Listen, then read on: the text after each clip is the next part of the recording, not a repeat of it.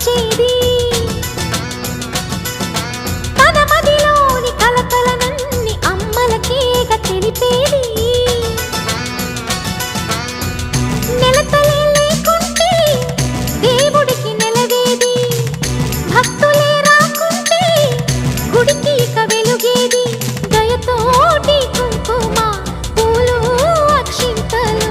మనమంతా ఇవ్వాలి తన తాళి నిలపాలి తాళి కాచి ముత్తైదా